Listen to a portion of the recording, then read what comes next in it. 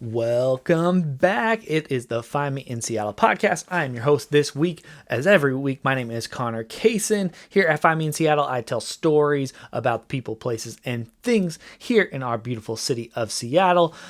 Talk about the news, things that are going on in current events, and I explore and promote all the local businesses from food to retail to pop-ups and everything in between here in Seattle. And 2020 has been a very crazy, changing year, as you are all aware. It is an unavoidable concept, but it keeps on trucking here at Find Me in Seattle. And it's been really cool to, over the last 6 months, how things have evolved and how businesses have come and gone and people have tried new things and experimented new things. And it's been really inspiring for me to kind of insert myself and get to try so many of these things. So I'm thinking about all the different like home delivery things that I've promoted and experimented with over the last couple months. I have a promotion that I'm doing for a dinner theater called Cafe Nordo. I'm going to be making that video here this week, so we'll talk about it on next week's episode. And I went to a few different places this week that we're going to talk about later in the show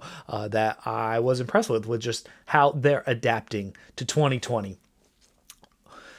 It's been a very, very busy week. If you follow me on Instagram, you've seen that I haven't been there very much this week because I just haven't had, I've been caught up in so many other things. I'm busier than ever when it comes to the services, the way that I primarily make money in helping businesses with their marketing, and that I've been very blessed and lucky to have a lot of people calling my phone, sending me emails on things that they're building. I saw a stat that was in the state of Washington. I think it was the state of Washington, not just Seattle, that last month more people filed for business licenses than they did in September 2019, which is very inspiring of the time. A lot of people are trying to create new things, start new things. I think a lot of people are trying to start businesses maybe for the first time, or they started making masks, or they started baking bread or making cookies and figuring out ways to sell it and start something different.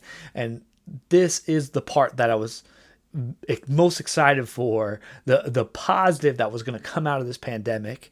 Just like every major catastrophe or event in maybe human history, was we are very, very resilient as human beings, and so many beautiful things get created out of these moments. And it's cool to be a part of and see some of these things starting now. Although we're not even close to being out of the pandemic, it is very impressive to see how many people are being resilient and creating new things and starting new things and being experimental. I think this is going to create this renaissance here, probably all across the world, but at least here in Seattle, people are trying new things, creating new art, finding parts about themselves that they didn't know about. And so I'm going to share some of those stories of things that I experienced this week. But let's start. I've got two things for this week in Seattle news that I wanted to talk about. First was that the Washington Supreme Court struck down a ballot initiative that we voted on in the last election in 2019. It was I-976, which was always talked about and highlighted. The headline was that they wanted to reduce the price of car tabs to $30. I've known a car for a while, but I know the fees and taxes were adding up, multiple hundreds of dollars to register your car in the state of Washington, get a up-to-date state of Washington license plate.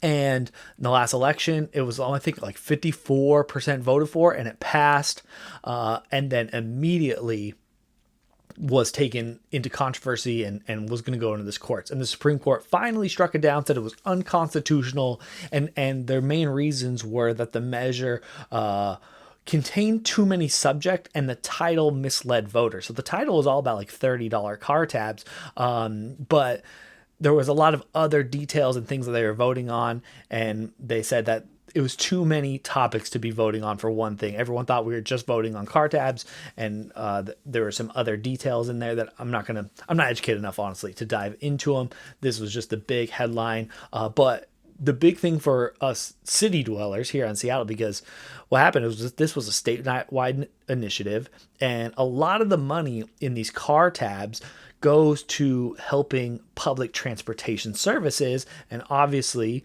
all the density is in Seattle, and so much of the people working in the state are coming to this. So all of the public transportation services are happening here within the city, and a lot of that tax revenue on the fees are helping this specific demographic of people. So then when you get people on the other parts of the state voting for it, of course they're going to vote against raising the fees at all, but lowering their car fees, they're going to be excited about that. And that just obviously fights a lot with a lot of the initiatives that we're trying to do here in Seattle and make public transportation a better, more serviceable option. But I totally understand if you don't live here in the city, you're not working in the city, you're definitely driving a lot, you're not taking as much public transportation. So the $30 tabs is extremely appealing. So I don't blame anyone for voting against this, especially if you're not someone using those services. But what it came down to was over 20 years, they predicted, an agency predicted that between 2021 and 2041, that the state and city was going to lose $7 billion in tax revenue that like funds all of the buses, so much of the public transportation. I'm sure that goes into a lot of the light rail and link infrastructure that we're creating, and that's just a huge loss. And a big city needs to provide those things. When you think about people with disabilities, right, low income individuals who rely on these services, to cut all of those is just not fair to those people. And so it got struck down. I on the side, because I ride public transportation and I understand the value and the benefit of living in the city. So there's a big split on this, with the Supreme Court ruling against it because voters voted for it, but Supreme Court deemed it unconstitutional. I'm happy to be on this one side, but you go on the internet, there's a lot of people cheering and a lot of people who are pissed about this because driving your car is expensive. But if our city and our state are trying to be these eco-friendly places, and provide these alternate forms of transportation, this is just one of the things that comes with it. And so my household currently only owns one car, and we're not driving it a lot right now, but I know that what those services provide on those fees. So I'm going to be on the side of shouldering that cost to help those people get around the city, because it's very important, and that's where a lot of jobs are and a lot of access to get around. Okay, so enough about that. Another big news headline that happened this week was the famous Best Cafe up on Aurora is temporarily closing down. The 24-hour cafe is really famous for their 12-egg omelet, which I've actually never had. I've eaten at Best Cafe a ton of times, but whenever we eat there, I'm just like, it's cool that we watched it on TV, we've seen this challenge, but never really actually dove in and eaten that omelet. It's actually something I wanted to film here if I'm in Seattle, and I just never got to. If you never heard about it or seen it before, go check it out. A lot of the man versus food type shows have gone and eaten there. Best Cafe is kind of like one of those iconic Seattle places. It sounds like they will be back. I'm not too sure about that, but they are closing down, understandably, because breakfast isn't a huge to-go item. They're open 24/7, but some of these greasy spoon restaurants aren't really the to-go specialty, and so I assume it's hard to get people into that space. And so really sad, just goes with the other hundreds of businesses that we've lost. Hopefully Beth's Cafe will be back, and it's not a permanent loss, but just another sad, iconic Seattle place to go. We're going to live in a different city in 5 years. A lot of these iconic places aren't going to be talked about.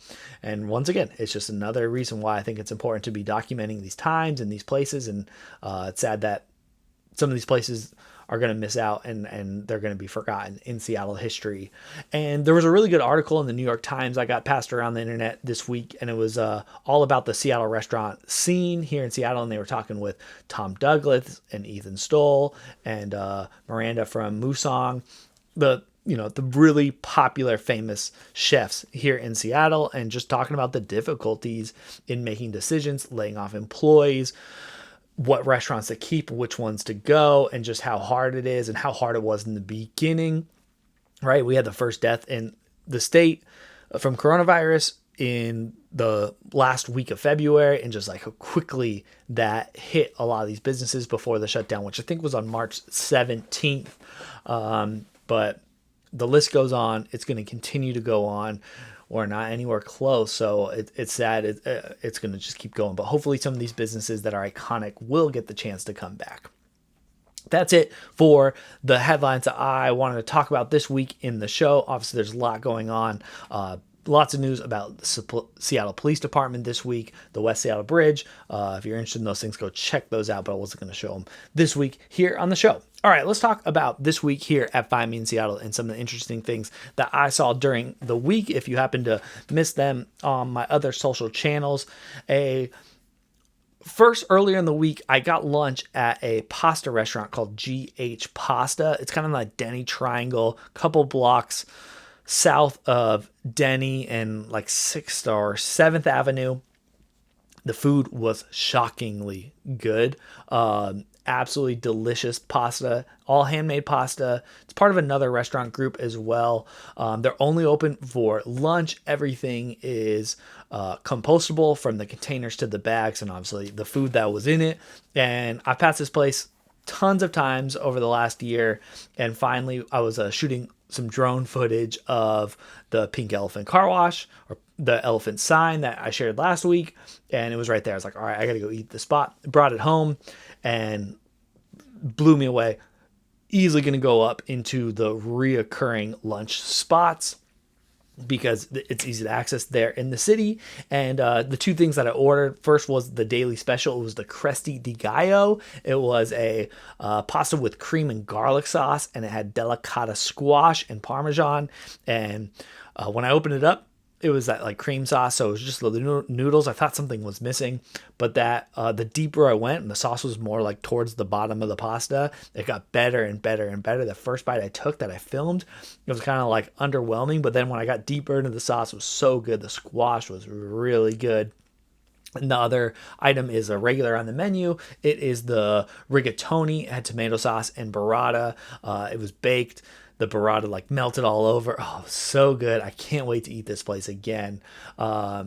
Delicious, delicious pasta. Really impressed. Shout out to you, GH Pasta. Very good. Reminder, they're only open for lunch. So I know that's very difficult for some people to get there. But if you get a chance, highly, highly recommend you get their pasta. It was delicious. Later in the week, I went to this pop-up, and it's called Periodic, and that's over in like the new Amazon buildings, kind of down the street from GH Pasta. And Periodic, every month or 2 months, they're like swapping out these different experiences and pop-ups. Some are paid, some are free. And I know they had a bike pop-up there previously. I unfortunately wasn't able to find a scheduling time that would work where I could ride the bike around. But this past month, they had this artist. His name is Cayson, and he goes by the handle and the name Sensebellum. And Cayson was really cool, and his art is a creative combination of like taking artistic concepts and technology and like blending them together. And this art pop-up was free. You just had to schedule it. If you're hearing this today, tomorrow, Saturday, the 17th, I believe is the last day, but it was very cool on how he's just been creative. So we walk in, he was there on Wednesday, so he kind of gave us a personal tour of the space. The space wasn't that big. I was expecting that it was going to be a little bit bigger. I don't know why I was expecting like this Instagram moment. But it was just way more focused on his art. He had this one, it was kind of like a sonogram, but which is normally this like copper bar that you stick up, and the closer you get to touching it, it creates sound waves and music. And what he did is he ran that current. He told us it doesn't need to be like a piece of metal. It actually can be different objects. So he took a house plant, and then that was what was creating the sound fields. So you didn't touch the plant, but you got close to it, and as you moved your hands around the plant, it would make all different noises and sounds at different pitches. And then there was a visual behind the plant that showed all of the wavelengths. So as you were making noises, it was going up and down. It was really cool, and just more fun than seeing, playing with the bar. It was cool. It was like integrated with the house plant. He had another like camera that was reflecting all the light, and then that was connected to a display panel of lights. And so as you walked across the camera, the light was reflecting back, and it created just like this beautiful aura of lights that was really fun. He had this microscope that it was a camera microscope, but then he 3D printed kind of the foundation and the structure of the microscope around it. It was 150x, and we get there, and he had a 20 baht Thai dollar bill, should we say? No, it's not a dollar. And immediately, obviously, Amanda and I are very attracted. And we're like, hey, like, no way the one form of currency that's in this palette of items to look at the microscope is a Thai baht. And Amanda pulls out of her pocket like a 1 baht coin. And we looked at the 1 baht coin, and it's just very interesting at that depth to see all the detail only in a coin, but also like how much it's scratched up, and you see the wear and tear that the coin has. And then he had 2 more other exhibits that we thought were really interesting. One was he had this light and camera display looking down on a sandbox, and the sandbox was the color that was projected on the sandbox reflected the height of the sand. So he had all these shovels, and as you piled up the sand, it kind of looked like you were looking at a mountain. Is it topography map, where if you were really high up, you were red, and if you were really down low in elevation, it was blue. So you could like shift this sand, and you could see it, the color changing in live time as the camera was checking the distance. So you could like build a pool, and it would turn all blue, and then next to it you can build a mountain that got it up to all the red. And it was just like a fun, very unique, interactive piece of art. He had a 3D printer, and then he built this like SimCity game that would create like little disasters for you, and you had to fix it. And you spend 30 minutes. You're the only ones in the exhibit, which is really cool, and you just get 30 minutes to play around with all of these different pieces of interactive technological art, and that was super fun. So shout out to you, Casey, at Sensebellum and Periodic Pop-Up. Really cool idea, and I'm excited to see what comes next, because I know the art display is ending this upcoming weekend. I went and I sat in a brewery this week with a friend of mine. We went to Stoup Brewing in Ballard, and I was very curious and a little scared about going and having this beer at the brewery. I didn't know what to expect, and it probably took us I think we waited like 15 minutes in line outside to get in. But what Stoup Brewery's done actually was very impressive. It's definitely a place that I would plan to go back, especially if I'm trying to schedule a socially distanced meetup. They've established all of these like private little tent booths throughout their outside area and even their outdoor patio, upstairs patio, excuse me. And I thought it was really cool. So we waited in line because they have like a traditional host stand, and they're managing all of the different seats around. And so we got this like special little tent. It didn't cost anything except for buying the beer. You wait in line. The host tells you where your table is, or your seat, or wherever your space is. You order beer up at the bar, and then you walk and you take your spot. And yeah, they had like this tent up that created like a little private box for us, and it was just my friend and I, and we hung out and drank these beers, and we had this private little spot. Didn't see anybody else because we were blocked by this tent, but it still had the open air flowing through. I felt very safe, very secure in the spot. It was very creative for them to adapt to this. We'll see how warm they can keep it as the weather keeps getting colder and colder. But I was there in the evening from like 6:30 to 8 p.m. and I had a sweatshirt on, but I wasn't cold yet, so that's still good. As the rain comes around, we'll see how they can adapt and adjust. But Stoup Brewing, you're definitely going to be my featured business of the week, because I think you're doing a pretty good job at creating a socially distanced environment that felt safe and secure, and a good place to just go hang out and be somewhere different. I was very shocked to see how vibrant that part where all the breweries are in Ballard, how vibrant it was. There's lots of people out, lots of people going to all the different breweries, obviously maintaining their distance and sitting at their own private tables. But it was cool to see that like sense of community and people still going out and having that camaraderie of community while still being distanced and being safe. It was inspiring to see that we're in this month now, and people are figuring out ways to adapt, and they just deserve the shout out, because I left there and I said, wow, I really feel safe, and it was a good spot. It was a place that I would recommend to go if you are trying to meet up with a friend or two and you don't know where to go. Stoup Brewing is certainly a place I'd recommend. And if you can get like one of those little private tents, that was great. And it didn't take us too long to wait outside to get into that spot. So we had masks on the entire time, except when we were taking sips of the beer. So shout out to you guys there at Stoup Brewing. Shout out to Periodic Pop-Up and Casey at Sensebellum. GH Pasta in, I guess that's Belltown, our Regrade, our Denny Triangle. You guys are all featured here, doing great things. Really impressed. And thanks for having me to all those spots. That is the conclusion here of my latest episode of the Find Me in Seattle podcast. And I got a very exciting week. I got an extremely busy week. It's been this month and last month have been my busiest months and weeks, really, since I started Find Me in Seattle, building some really interesting things. I'm working on an app right now. I got lots of fun things happening. So thank you very much for listening along, following along. This app that I'm working on has kind of become the primary project that I am working on. And so I'm excited to start sharing that with you. We're just in the development process, but we started, we've designed the entire app and now we're going to build it. So I will later, maybe in a couple weeks, I will actually start telling you about it when I get my hands on something a little bit more tangible to share. But thanks very much for listening. Please like and subscribe and give me that 5-star review on iTunes. If you don't like it enough, then, you'll probably be deleting me from the app anyways. And if you really want to support Find Me in Seattle, please go buy a shirt or a hat on my website at findmeinseattle.com.